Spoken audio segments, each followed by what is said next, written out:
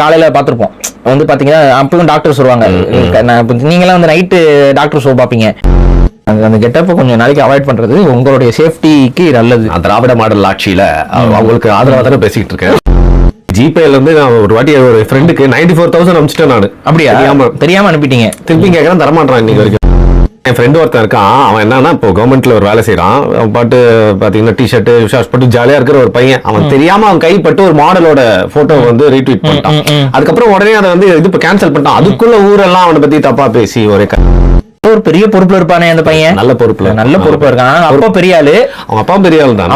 பெரிய ஆளு, அவன் தாத்தா அளவுக்கு இல்லைனா கூட அவர் ரீட்வீட் பண்ணாலும் அந்த பொண்ணும் பெரிய ஆளா இருக்கு.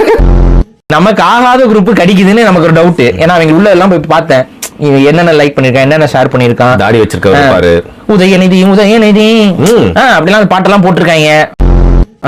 அந்த பக்கம் பார்த்தா அந்த கருப்பு சிவப்பு கொடியெல்லாம் பறக்குறாங்க.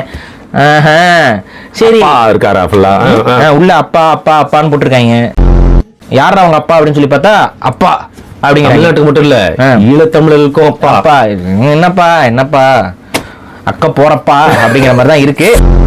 எல்லாருமே ஓய்வறியா சூரியனான டாக்டர் கலைஞர் மாதிரி வந்து 24 hours ஒர்க் பண்ண முடியாது இல்லைங்க.